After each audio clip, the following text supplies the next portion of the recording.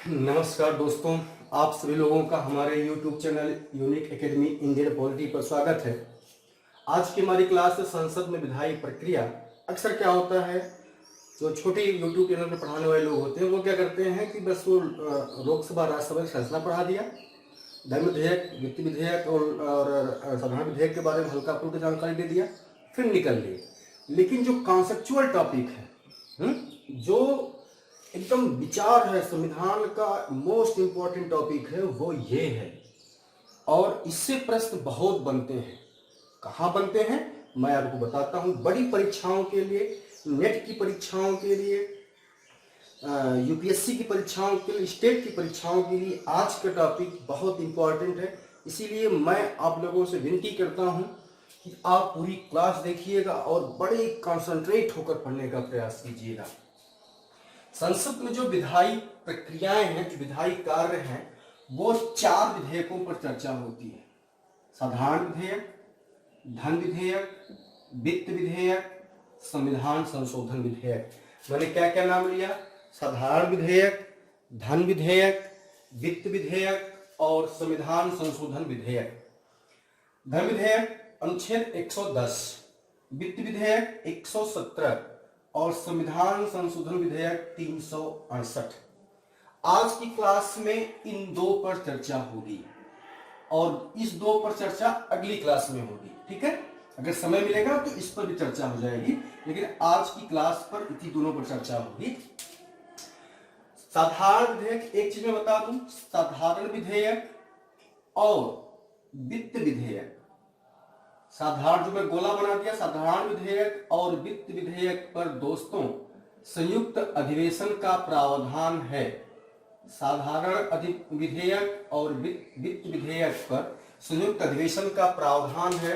धन विधेयक और संविधान संशोधन विधेयक पर संयुक्त अधिवेशन का प्रावधान नहीं है। तो पहली बात याद रखें, क्या साधारण विधेयक और वित्त विधेयक पर संयुक्त अधिवेशन का प्रावधान है, जबकि धन विधेयक और संविधान संशोधन विधेयक पर जॉइंट सेशन, संयुक्त अधिवेशन का प्रावधान नहीं है।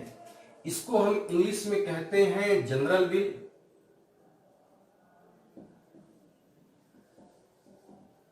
दोस्तों इसको कहते हैं मनी बिल, इसको कहते हैं फाइनेंस बिल और इसको कहते हैं कॉन्स्टिट्यूशनल रेमेडीज, संविधान संशोधन बिल। ठीक है, तो साधारण विधेयक, धन विधेयक, वित्त विधेयक और संविधान संशोधन विधेयक। अब चर्चा करते हैं साधारण विधेयक पर। तो पहले पाठन देख ले। कुल 5 पाठन होते, 5 चरण होते हैं। प्रथम पाठन, द्वितीय पाठन, मेरा गोला बनाते देखते चले। प्रथम पाठन, द्वितीय पाठन, तृतीय पाठन, फिर दूसरा सदन में चर्चा पर चर्चा और फिर राष्ट्रपति की स्वीकृति। ये 5 स्टेप याद रखने की जरूरत है। क्या क्या दोस्तों, फिर से देख लें। प्रथम पाठन, द्वितीय पाठन, तृतीय पाठन, दूसरे चरण में उसकी चर्चा पर चर्चा, फिर राष्ट्रपति की स्वीकृति। ये तो 5 चरण आपको याद रखने की आवश्यकता है। ठीक है, अब चलते हैं साधारण विधेयक की बात करते हैं। साधारण विधेयक में प्रथम पाठन की बात करते हैं। मोस्ट इंपॉर्टेंट, विधेयक का सदन में प्रस्तुतिकरण ही और राजपत्र में प्रकाशित करा देना। ध्यान सुनिए, विधेयक को सदन में प्रस्तुत करा देना और राजपत्र में उसको प्रकाशित करा देना ही प्रथम पाठन है। क्लियर? मतलब सदन में विधेयक को प्रस्तुत करा देना और राजपत्र में उसको प्रकाशित करा देना ही प्रथम पाठन है। अब प्रथम पाठन में क्या क्या होता है? साधारण विधेयक, मोस्ट इंपॉर्टेंट लाइन, किसी भी सदन में प्रस्तुत किया जा सकता है, चाहे आप लोकसभा में प्रस्तुत कर लो, चाहे आप राज्यसभा में प्रस्तुत कर लो। इसके लिए कोई बाउंडेशन नहीं है। क्लियर? साधारण विधेयक किसी भी सदन में प्रस्तुत किया जा सकता है। नंबर 2, मंत्री या किसी प्राइवेट सदस्य द्वारा भी प्रस्तुत किया जा सकता है। दोनों बातें याद रखें। और अग्रिम सूचना देकर इसको प्रस्तुत किया जाता है। ये जो 3 चीजें हो गई और विधेयक को सदन में प्रस्तुत करा दिया गया, राजपत्र में इसको मुद्रित करा दिया गया, तो प्रथम पाठन का काम खत्म हो जाता है यहीं पर। ठीक है दोस्तों, अब द्वितीय पाठन की बात करते हैं। ये इस एग्जाम में पूछा गया है, विधेयकों के पास होने में सबसे महत्वपूर्ण चरण कौन सा आपका है, तो द्वितीय पाठन है, द्वितीय चरण है। इसमें साधारण बहस की अवस्था, प्रवर समिति को भेजना, विचार विमर्श की अवस्था, ये तीन चीजें बड़ी इंपॉर्टेंट, तीन हैं। क्या क्या? साधारण बहस की अवस्था मैंने ए लिखा है, बी प्रवर समिति को भेजना, और सी विचार विमर्श की अवस्था। बहुत इंपॉर्टेंट है, लाइनें हैं, बहुत ध्यान सुनिए, एकदम कंसंट्रेट होकर पढ़िएगा। ये टॉपिक कॉन्सेप्ट ही है इस। अभी तक तो आप रट रहे थे कि राज्यसभा सदस्यों का कार्यकाल 6 वर्ष होता है, लोकसभा सदस्यों का कार्यकाल 5 वर्ष होता है, हर 2 वर्ष बाद से अवकाश मुक्त होते हैं, तो ये सब चीजें फैक्ट थी, लेकिन कॉन्सेप्ट की बात करनी है तो ये टॉपिक है दोस्तों। अब देखिए, साधारण बहस की अवस्था, प्रवर समिति को भेजना, विचार विमर्श की अवस्था। ठीक है, अब साधारण बहस की अवस्था में क्या होता है? छपी प्रतियों को सदस्यों में वितरित करना। पहला, तुरंत चर्चा की जाए या फिर कोई एक नियत तिथि हो, उस दिन चर्चा पर चर्चा हो। नंबर 3, प्रवर समिति को भेजना। प्रवर समिति में वही, ध्यान सुने, प्रवर समिति में वही सदस्य होते हैं जिस सदन में वह विधेयक लाया गया है। क्या मैंने बताया कि प्रवर समिति में वही सदस्य बैठते हैं जहां यह विधेयक, जिस सदन में यह विधेयक प्रस्तुत किया गया है। या संयुक्त समिति को भेज दिया जाए। संयुक्त समिति नाम से स्पष्ट है, इसमें दोनों सदनों के सदस्य होते हैं। या फिर जनता का विचार जानने के लिए सार्वजनिक कर दिया जाए, किस विधेयक की जनता की क्या राय है। तो साधारण बहस की अवस्था में 5 स्टेप हैं। छपी प्रतियों को सदस्यों में वितरित कराना, तुरंत चर्चा के लिए नियत तिथि रखना, प्रवर समिति को भेजना या संयुक्त समिति को भेजना, या जनता का विचार जानने के लिए इसको सार्वजनिक करना दोस्तों। ठीक है, आम क्या होता है, आम चलन में क्या होता है कि ये प्रवर समिति को भेज दिया जाता है। अब प्रवर समिति उस विधेयक के खंडवार विषयों पर चर्चा करती है, उस पर समीक्षा करती है। ध्यान देंगे कि प्रवर समिति जो है उसके मूल भाग में संशोधन नहीं कर सकती, उसके मूल भाग में संशोधन नहीं कर सकती। ठीक है, वह समीक्षा करेगी लेकिन मूल भाग में संशोधन नहीं कर सकती। समीक्षा करने के बाद वो सदन को वापस भेज देती है। अब सदन को वापस भेजने के बाद विचार विमर्श की अवस्था, द्वितीय सदन में ही प्रवर समिति द्वारा भेजे गए उस विधेयक पर चर्चा होती है, संशोधन होता है। ठीक है, तो ये टॉपिक यहां तक, बस यहीं तक है आपकी। ये 5वां दूसरा पाठन में आता है, जगह नहीं था इसलिए मैंने यहां लिखा था।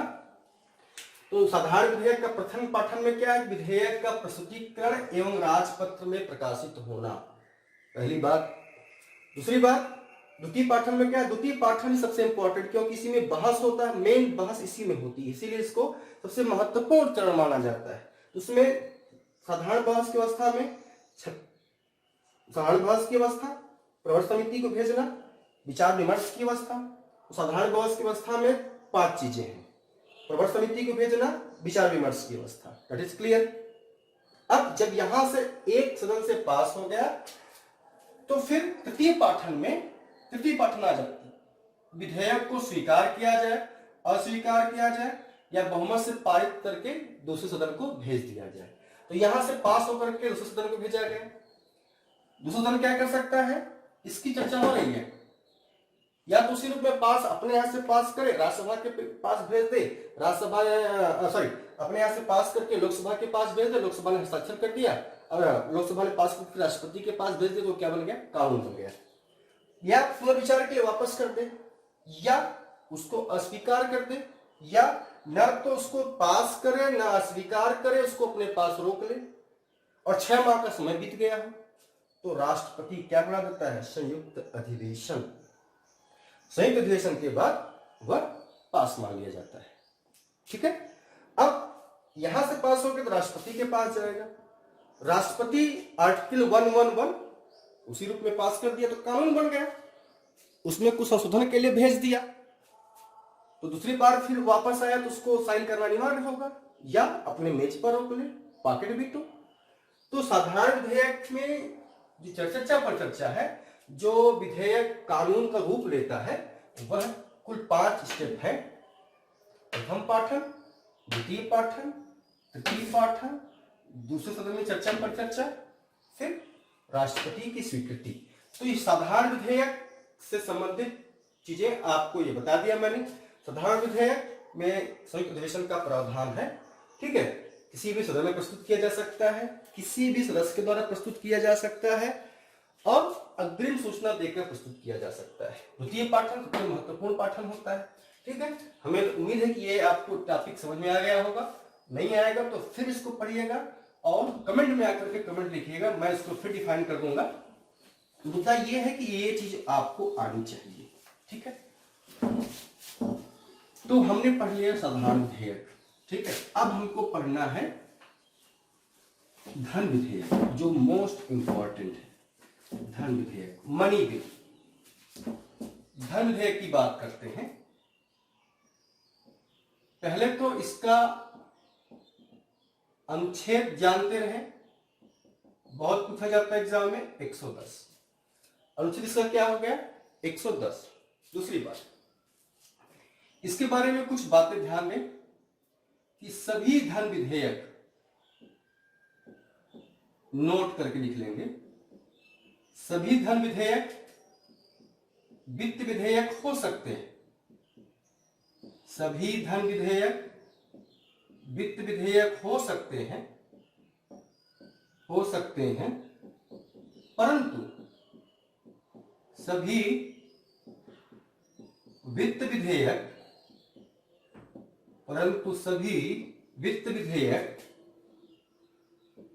धन विधेयक नहीं हो सकते। सभी वित्त विधेयक धन विधेयक नहीं हो सकते। क्यों नहीं हो सकते?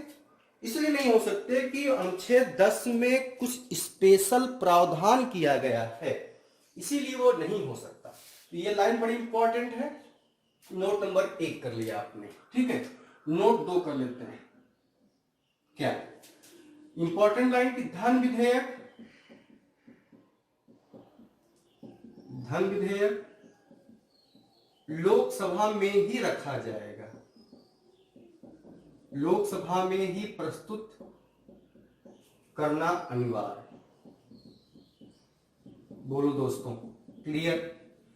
धन विधेयक लोकसभा में ही प्रस्तुत करना अनिवार्य, यह राज्यसभा में प्रस्तुत नहीं किया जा सकता, ठीक है।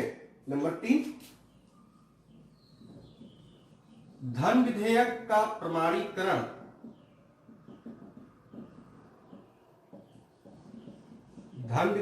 का प्रमाणीकरण लोकसभा अध्यक्ष करता है। आप नोट करते लिखते चलेंगे, सब बातें इंपॉर्टेंट हैं। धन विधेयक का प्रमाणीकरण लोकसभा अध्यक्ष करता है, ठीक है। और इसके निर्णय, माने किसके निर्णय? लोकसभा अध्यक्ष के निर्णय के खिलाफ उच्चतम न्यायालय में चुनौती नहीं दी जा सकती, ठीक। धन विधेयक का प्रमाणीकरण कौन करता है? लोकसभा अध्यक्ष करता है। 4 कर लेंगे। लोकसभा अध्यक्ष के निर्णय के खिलाफ उच्चतम न्यायालय में चुनौती नहीं दी जा सकती। नंबर 5, धन विधेयक राष्ट्रपति की अनुमति से ही प्रस्तुत, कहां पर? लोकसभा में। धन विधेयक राष्ट्रपति के ही अनुमति से प्रस्तुत किया जाता है, ठीक है। अगली बात, नंबर 6, राज्यसभा इसे 14 दिन तक रोक सकती है। राज्यसभा इसे 14 दिन तक रोक सकती है। ये मनी बिल के कंडीशन बता रहा हूं मैं। मनी बिल में क्या है उसके लिए मैं बियर एक्ट के द्वारा बता दूंगा, बियर एक्ट से आपको लिखा दूंगा, लेकिन मनी बिल की कंडीशन क्या है वो जानते रहे। राज्यसभा से 14 दिन तक रोक सकती है, 14 दिन के बाद ये अपने आप पास मान लिया जाएगा। ठीक है। नंबर 7, धन विधेयक पर संयुक्त अधिवेशन का प्रावधान नहीं। धन विधेयक पर संयुक्त अधिवेशन का प्रावधान नहीं। बोलो भाई, यहां तक बात क्लियर? धन विधेयक पर संयुक्त अधिवेशन का प्रावधान नहीं। अगली बात, जब यह लोकसभा और राज्यसभा से पास होने के बाद राष्ट्रपति के पास जाएगा तो राष्ट्रपति के पास क्या अधिकार है? राष्ट्रपति स्वीकृति दे दे या रोक ले, परंतु पुनर्विचार के लिए वापस नहीं भेज सकता। ये कुल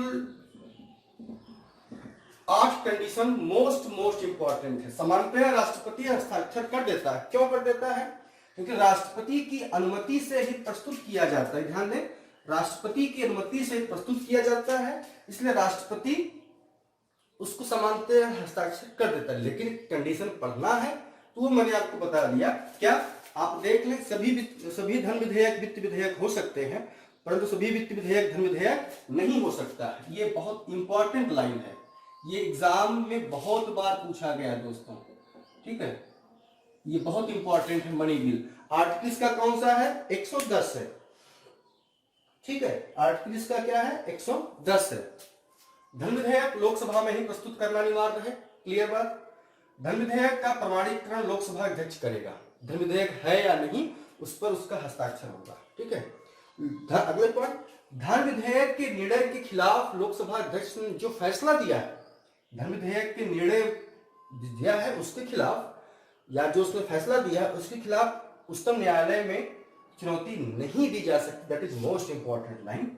धन विधेयक राष्ट्रपति की अनुमति से प्रस्तुत किया जाएगा। राज्यसभा इसको धन विधेयक को केवल 14 दिन तक रोक सकती है। मैंने पहले ही बता दिया, यह केवल लोकसभा में प्रस्तुत किया जा सकता है, राज्यसभा में नहीं।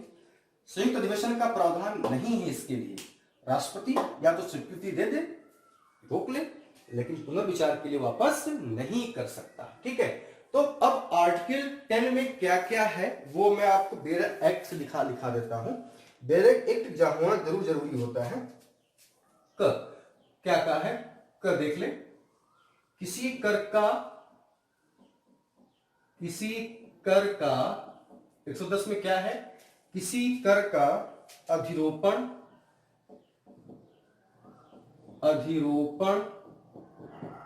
उत्सादन परिहार परिवर्तन। डिटेल पढ़ा रहा हूं मैं, वैसे तो आपका इतने से काम चल जाएगा, जो लोकसभा आयोग तक इससे काम चल जाता है, लेकिन नेट के लिए ये जानना अनिवार्य हो जाता है। ख भारत सरकार द्वारा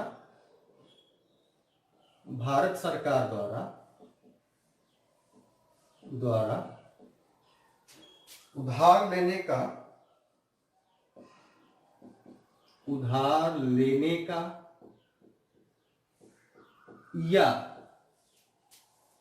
कोई प्रत्याभूति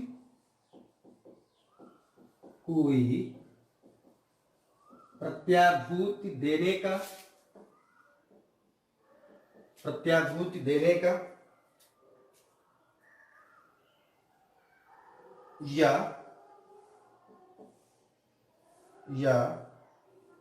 किसी वित्तीय संबंधता से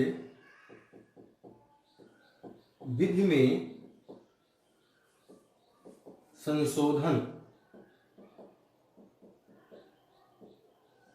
मैं बियर एक्ट से आपको पढ़ा देता हूं, वैसे तो काम आपको कितने चल जाएगा, लेकिन जान ले क्या दिक्कत है। भारत की संचित निधि भारत की संचित निधि, कामा आकस्मिक निधि की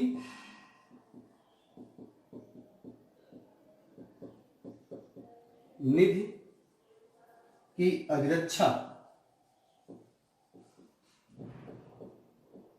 ठीक है। घ भारत की संचित निधि से, ये बहुत इंपॉर्टेंट है, भारत की संचित निधि से धन का विनियोग, भारत की संचित निधि से धन का विनियोग अन्ना किसी व्यय का भारत की संचित निधि पर भारित होना, ठीक है। अगला च राज्य के लोक लेखे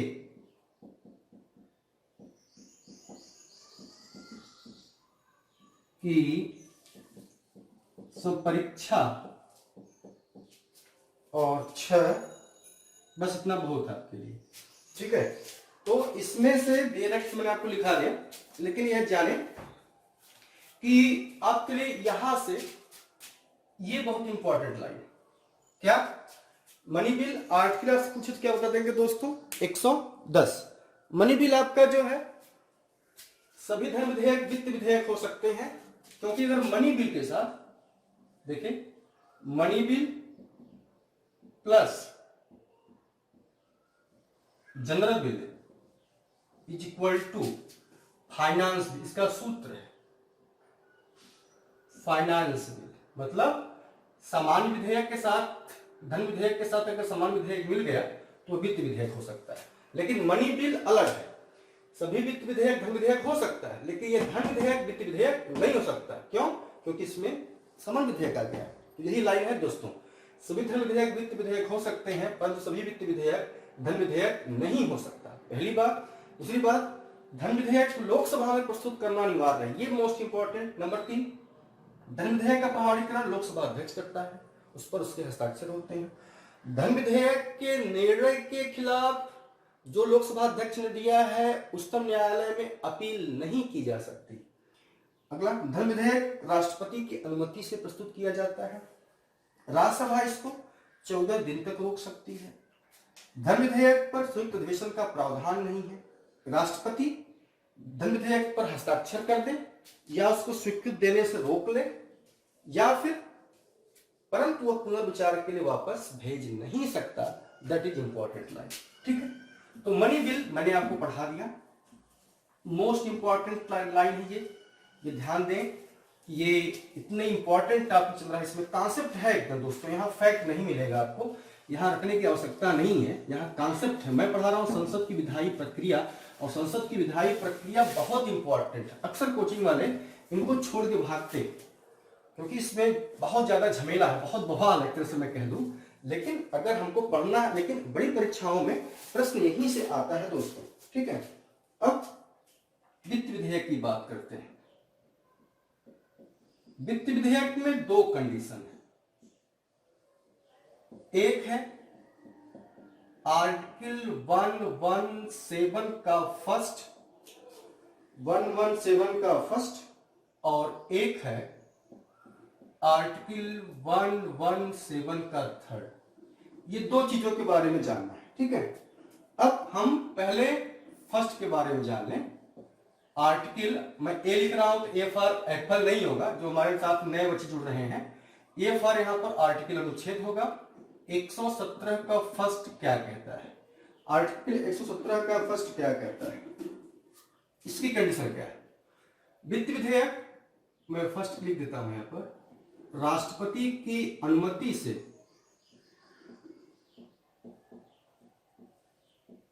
राष्ट्रपति की अनुमति से लोकसभा में प्रस्तुत, राष्ट्रपति की अनुमति से लोकसभा में प्रस्तुत होता है। ठीक है। नंबर 2 कंडीशन, राज्यसभा इसे स्वीकार कर सकती है, स्वीकार या अस्वीकार कर सकती है। ठीक है, राज्यसभा इसको स्वीकार, हम आर्टिकल 171 की बात 117(1) की बात करें दोस्तों, राष्ट्रपति की अनुमति से लोकसभा में प्रस्तुत किया जा सकता है। राज्यसभा इसको स्वीकार कर सकती है या अस्वीकार कर सकती है। गतिरोध होने पर नंबर सी, गतिरोध होने पर संयुक्त अधिवेशन का, गतिरोध होने पर संयुक्त अधिवेशन का प्रावधान, माननीय वित्त विधेयक में संयुक्त अधिवेशन का प्रावधान। ठीक है। और डी के दोस्तों क्या है, राष्ट्रपति हस्ताक्षर करे, राष्ट्रपति हस्ताक्षर करे या पुनर्विचार के लिए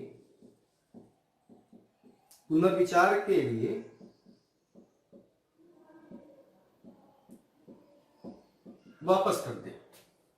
राष्ट्रपति हस्ताक्षर करे या पुनर्विचार के लिए वापस कर दे। ठीक है। अब ये तो मैंने इसकी कंडीशन बताया, जब फर्स्ट होगा तो यह लोकसभा में ही प्रस्तुत किया जाएगा। यहां ध्यान दें, लोकसभा में ही प्रस्तुत किया जाएगा, राज्यसभा में नहीं, राज्यसभा में नहीं। ये कंडीशन किसकी है, कंडीशन आर्टिकल 117(1) की है। अब आर्टिकल 117 का 3 की बात कर लेते हैं। मैं 20 से इसको एरो कर देता हूं। आर्टिकल 117(3) ये क्या कहता है, नंबर 1, यह वित्त विधेयक सामान्य विधेयक की तरह होता है, सामान्य विधेयक की तरह, यह वित्त विधेयक सामान्य विधेयक की तरह होता है। इसीलिए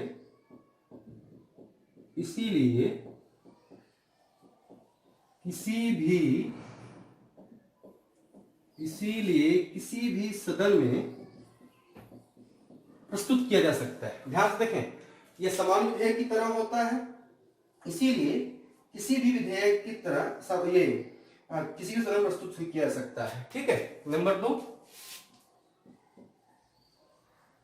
धन विधेयक का इसमें अंश नहीं होता, धन विधेयक का अंश नहीं होता। नंबर सी, धन विधेयक का इसमें अंश नहीं होता। नंबर सी दोस्तों, गतिरोध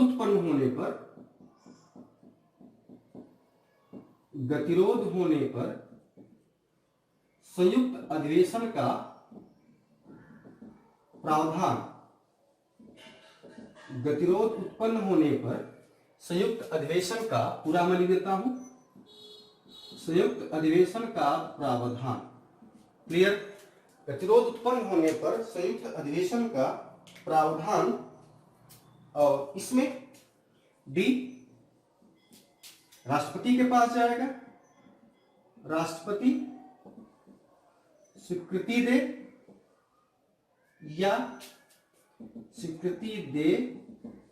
या पुनर्विचार के लिए वापस कर दे। क्लियर। अनुच्छेद 117 का 1 और 117 का 3, अगर 117(1) की बात करते हैं तो उसमें मनी बिल का अंश होगा, मनी बिल का अंश होगा तो वह केवल लोकसभा में प्रस्तुत किया जाएगा, राज्यसभा में नहीं प्रस्तुत किया जाएगा। राज्यसभा इसको स्वीकार करे या अस्वीकार करे, गतिरोध उत्पन्न होने संयुक्त अधिवेशन का प्रावधान। बस अंतर कहां पर है, अगर उसमें साधारण विधेयक का अंश है तो किसी भी सदन में प्रस्तुत किया जा सकता है, चाहे लोकसभा में चाहे राज्यसभा में। बाकी सेम कंडीशन, इसमें धर्म विधेयक का अंश नहीं होता, गतिरोध होने पर संयुक्त अधिवेशन का प्रावधान। तो मैंने आज जो हमारी चर्चा हो गई वो साधारण विधेयक पर हो गई, धन विधेयक पर हो गई, वित्त विधेयक पर हो गई, फाइनेंस बिल पर हो गई। ठीक है। अच्छा, संयुक्त अधिवेशन के बारे में क्वेश्चन समझ लें, बहुत इंपॉर्टेंट है, हर जगह मैंने बताया। संयुक्त अधिवेशन एक बार फिर देख लें, ये देखिए ज्वाइंट सेशन, संयुक्त अधिवेशन, ज्वाइंट सेशन की कंडीशन सुनो क्या है। संयुक्त अधिवेशन की कंडीशन में पहली बात जाने कि यह कब लाया जा सकता है। तो ज्वाइंट सेशन एक तो समान विधेयक पर लाया जा सकता है, जो ज्वाइंट सेशन चलेगा समान विधेयक पर लाया जा सकता है, और नंबर 2 आपका वित्त विधेयक पर। ये मैंने आपको बता दिया। ज्वाइंट सेशन की बारे में जो बात है वह 2 के बारे में लाया जा सकता है, एक समान विधेयक पर और एक आपका वित्त विधेयक पर। ठीक है। अब यहां देखें, 2 बातें क्लियर हो गई। अनुच्छेद कौन सा है इसका, आर्टिकल 108। क्लियर। संयुक्त अधिवेशन बुलाता कौन है, बुलाता तो राष्ट्रपति। राष्ट्रपति संयुक्त अधिवेशन जो अनुच्छेद 108 के तहत बुलाता है। ठीक। अब इस संयुक्त अधिवेशन की अध्यक्षता कौन करेगा, ये देखिए अध्यक्षता कौन करेगा। तो सबसे पहले लोकसभा अध्यक्ष करेगा, लोकसभा अध्यक्ष करेगा। संयुक्त अधिवेशन की अध्यक्षता कौन करेगा, लोकसभा अध्यक्ष करेगा। अगर यह नहीं है तब कौन करेगा, उपाध्यक्ष करेगा। बहुत पूछा गया प्रश्न है, उपाध्यक्ष करेगा। उपाध्यक्ष भी नहीं है तब उपसभापति करेगा, उपसभापति करेगा। सभापति क्यों नहीं करेगा, सभापति माने उपराष्ट्रपति क्यों नहीं करेगा, क्योंकि वह किसी सदन का सदस्य नहीं है। बस सब ये कॉन्सेप्चुअल बातें हैं सर। अध्यक्षता कौन करेगा, लोकसभा अध्यक्ष। अगर लोकसभा अध्यक्ष अनुपस्थित है तो फिर कौन, उपाध्यक्ष। उपाध्यक्ष नहीं है तो फिर उपसभापति। उपसभापति नहीं है तो संयुक्त जो सेशन चल रहा है, संयुक्त सदस्यों में से कोई एक सदस्य चुन लिया जाता है, कोई एक सदस्य चुन लिया जाता है। That is clear. अब संयुक्त अधिवेशन 108 अध्यक्षता कौन करेगा, लोकसभा अध्यक्ष। वो नहीं है तो उपाध्यक्ष, वो नहीं तो उपसभापति।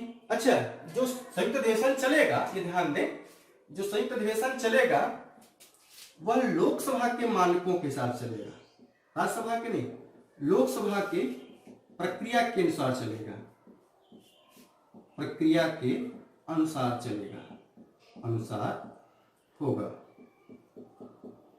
ठीक। यहां पास होने की कंडीशन क्या है, विधेयक पास होने के लिए क्या है दोस्तों, यहां विधेयक पास होने की कंडीशन क्या है, ये देख लीजिए।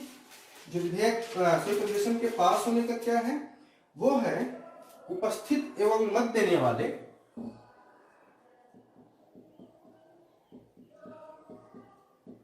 उपस्थित एवं मत देने वाले सदस्यों की संयुक्त रूप से प्रस्ताव पास होना चाहिए। ठीक है। अच्छा, संयुक्त अधिवेशन में गणपूर्ति है, संयुक्त अधिवेशन में भी दोस्तों गणपूर्ति है। यहां भी गणपूर्ति है और गणपूर्ति ये है कुल सदस्यों की संख्या का, कुल लोकसभा और राज्यसभा कुल सदस्यों की संख्या का 1/10। कुल यहां दोस्तों जब संयुक्त अधिवेशन चल रहा है तो यहां लोकसभा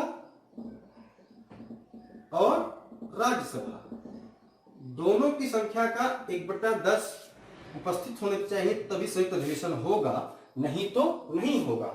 तो ये ज्वाइंट सेशन में मैंने बहुत प्रावधान बता दिया। आर्टिकल 108 बुलाता कौन है, राष्ट्रपति बुलाता है, अध्यक्षता कौन करता है, लोकसभा अध्यक्ष करता है, वो नहीं है तो उपाध्यक्ष, उपाध्यक्ष नहीं है तो उपसभापति, राष्ट्र सभापति क्यों नहीं करता, क्योंकि सदन का सदस्य नहीं होता, यह भी नहीं है तो संयुक्त सदस्यों में से कोई एक सदस्य।